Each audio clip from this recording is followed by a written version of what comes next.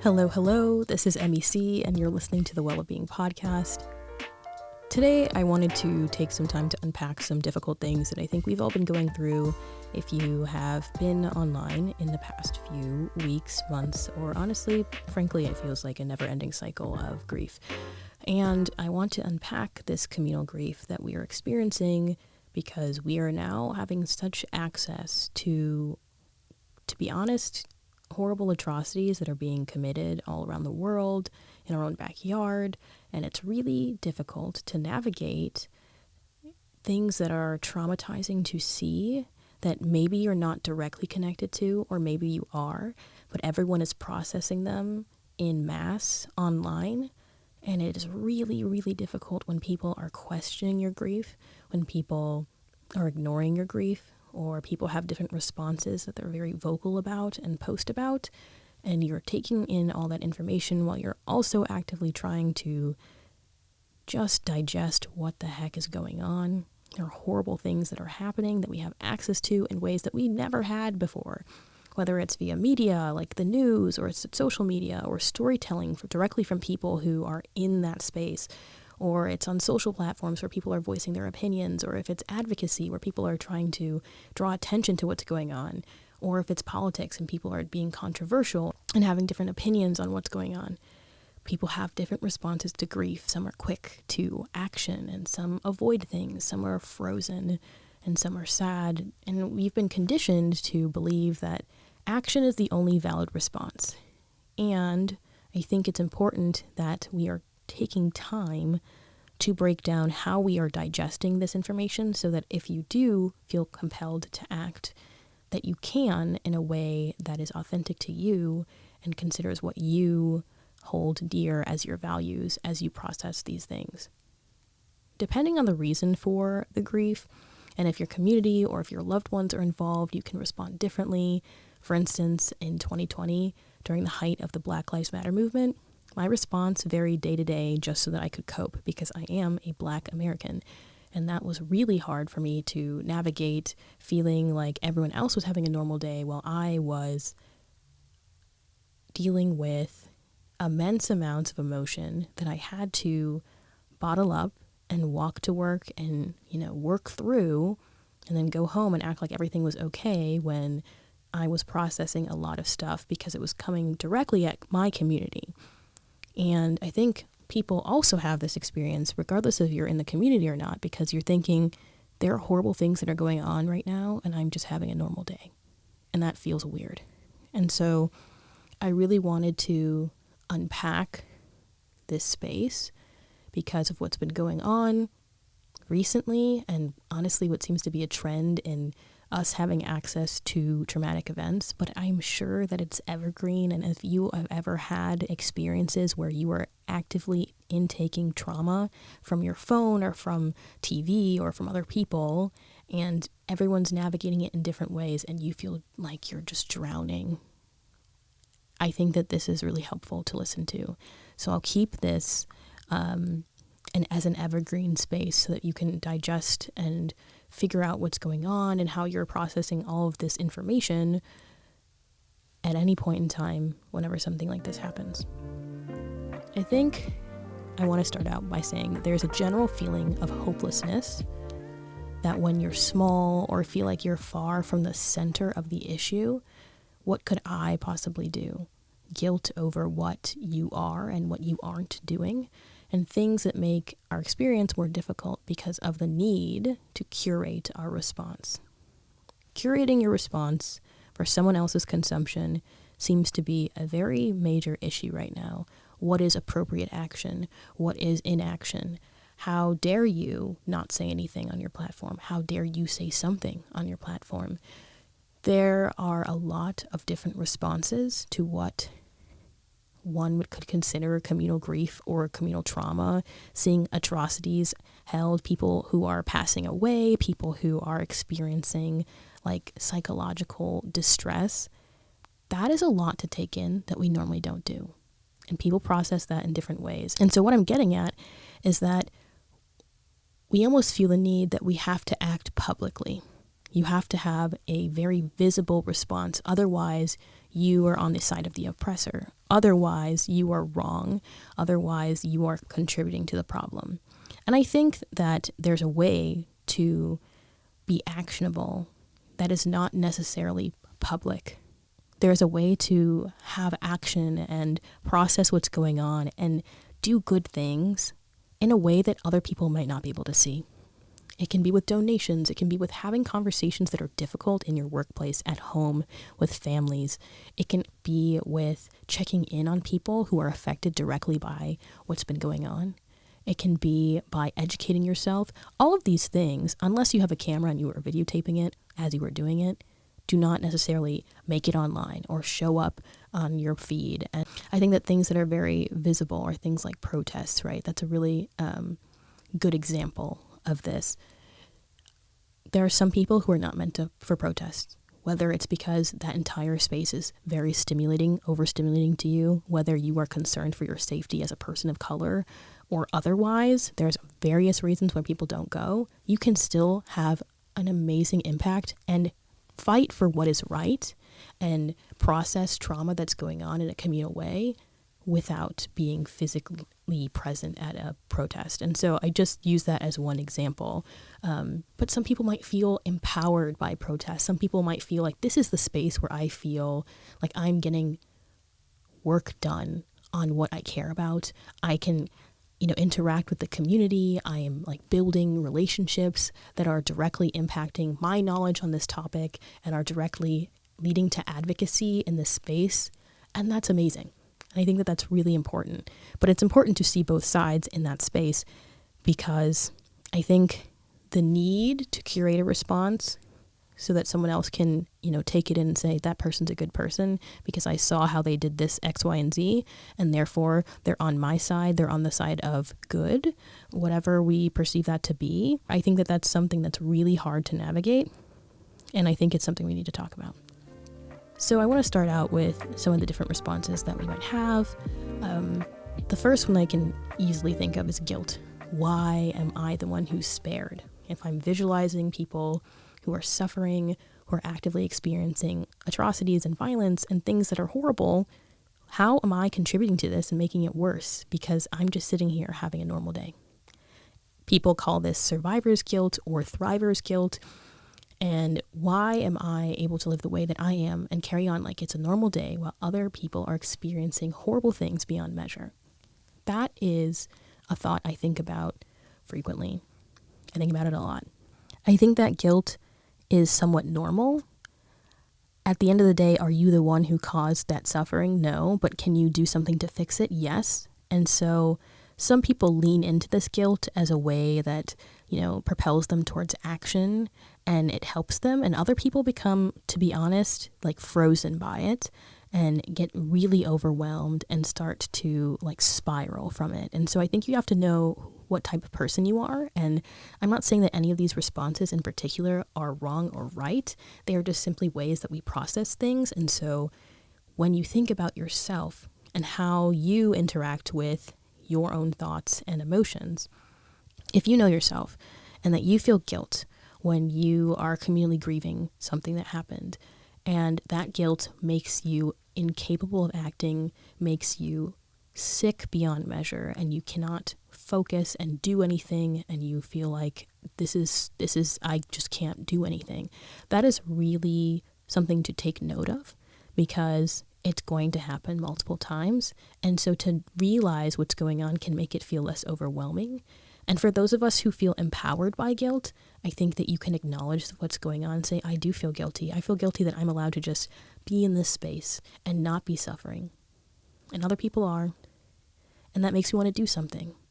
And you can channel it into that. I think just knowing where you are and how it affects you can make you have a better perception of what's going on so that you can act accordingly. Do you need to protect yourself a little bit right now from all the noise so that you can then educate yourself later when you have the energy and then make actions that are good for you, that are advocacy for the space? Then that's a great path for you to process that guilt. And if you know that you're empowered by that guilt, then you can use that to be like, I want to do this, and, make out actionable plans on how you're going to advocate for this space. It's just about knowing yourself and how you interact with this emotion. I think we can also feel very angry. I certainly felt angry back in 2020. There's simply not words to express like how frustrating it is when nothing is being done, or people aren't acting in the way that I feel like they should, or the world is too freaking horrible and you're like, this is just awful. And I don't think that suppressing anger is always needed. I think we need to feel emotions before you can move on from them, in my opinion. Feeling does not always mean acting. That's very important. In the same breath, I can feel anger. I can feel enraged. I can feel pissed off. I can be incredibly mad. That does not mean I'm acting on that anger, right? I can feel the entire spectrum of rage at injustice, at things that are happening to me, to my friends, to people I don't know, just that I know are human, and that's just not right. And I don't necessarily need to go and scream at somebody. I don't need to necessarily go and say horrible things to someone else as retribution for it. I don't need to get online and start typing a bunch of stuff that is caustic and hostile. Personally, that's just not how I process my anger, and I don't think it's productive. But I do think it's important to acknowledge where the anger is coming from and to allow yourself to feel it, because you have a right to be mad, okay? You have a right to be mad that people aren't, getting the resources that they deserve. You have a right to be mad when people don't have rights that they should have. I think that that's fair, and that you should be allowed to feel those things. Often, I think when we're younger, people say, if you say, I'm mad, or I hate this, or I'm angry, and an adult will say, that's a strong word. As if you don't know, you can't recognize your own emotions, and so it makes you doubt yourself or want to turn away. If you feel anger, it feels like it's something you should not feel. To me, it's never a matter of something that I should not feel. It's a matter of, I am feeling this way, and I need to process it. And in processing it, I am not letting it have control over me, and I can do what I need to do to be an advocate, to stand up for what I think is right, and for protecting myself while still processing those emotions. And I think that that's really needed. So we've talked about guilt. We've talked about anger. Avoidance is a big one, and I think it's very controversial, the way that we interact with avoidance and communal grief. There are times where our personal grief and challenges can create such an emotional height in us, and you're at your limit. And I don't believe it is wrong to protect your mind in those cases. There are times when you are personally so overwhelmed and you're just making it by. And then you go turn on the television, or you go on Facebook or something, and you see horrible things that are happening in the world. And you're like, I can't do this right now. I can't do this right now. I care. I'm empathetic. I want people to have, a good life everywhere because they deserve it. And I know I can't consume that content right now. I can't. And this also leads back to guilt, because you can turn it off. You can turn it off and look away. You can feel guilty about it. It is a privilege to be able to avoid content that triggers you. I want to say that flat out. It is a privilege to do that, because there are some people who cannot just turn off the trauma that's happening to them. I think it's important to do so when you can, so that you can act and help and advocate for yourself and other people in ways that are productive. There is certain media that is far more triggering for me. For instance, those that are linked to physical violence of the body or targeting safe spaces like hospitals really make me ill, especially as a healthcare provider. I think of the patients that I've treated. I think of my future patients. I think of my family in spaces like that, and harm physically makes me ill. And so I know that that is not content that I can watch. It's not going to empower me. It's going to make me freeze up and not act. It really is one of those things that I can't consume. I also avoid viewpoints that make me feel anger, because I know that nothing good will come of it.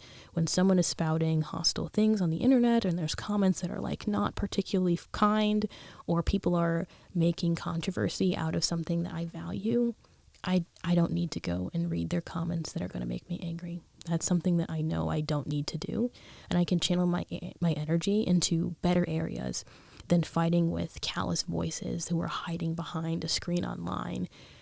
I think it's important to take a step back from content that is triggering for you, but still acknowledge what's going on. The problem is when you stick your head in the sand like a little ostrich and then don't acknowledge what's going on. You're allowed to protect your mind. You don't have to always consume visually disturbing content, but the things that are happening are still happening, and so you still should act as if you are aware of what's going on.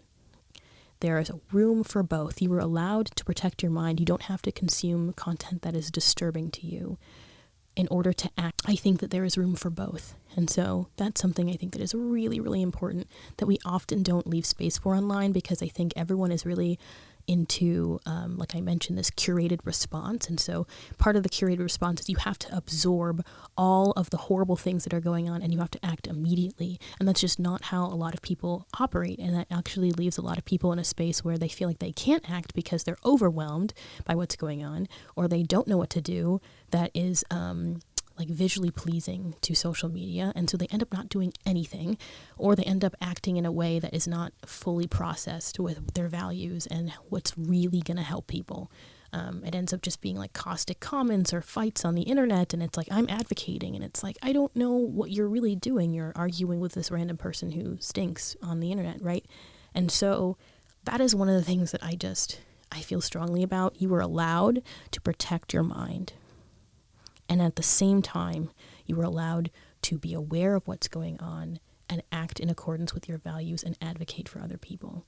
Those two things can exist. And I just want to hold that space and say, we'll take a big breath in and a big breath out. You are allowed to protect your mind while being an advocate for others. And finally, there is the whole concept of action, and those who are itching to act but feel afraid, either socially or financially, to do so. This is a hard space to traverse, because action is what leads to outcomes improving for other people. We can't just let our fear rule us, but at the same time, we have to be careful about the way in which we act. It is really unfortunate that in this world things are so political and that people are losing their jobs for saying what they believe in. That makes me ill. It makes me sick. Even the way that I'm currently navigating this conversation, in a way, is done to protect my future as a physician, and it feels unfair. It feels unfair. It feels inauthentic, and it makes me mad that people have to censor themselves or be careful what they say, because other people will take away their ability to earn a livelihood from simply standing up for what they believe in. Personally, I know that one of the ways I like to make an impact is by talking directly with people, talking to people like you about things like this, where it's just never easy to navigate what's going on, okay? And in a similar breath, when I see someone saying something that they shouldn't to someone else, that is the time where I feel comfortable acting. I shouldn't say comfortable, because it's not comfort. It's never comfortable to, tell somebody that they're being too aggressive or that they're saying something that is harmful. That always, gives me a slight sense of anxiety. However, that is a space where I feel like I can make a difference, and that's something that I do. And so if I see someone saying something that's harmful about someone else or another group of people, I will actually call them out very, very often.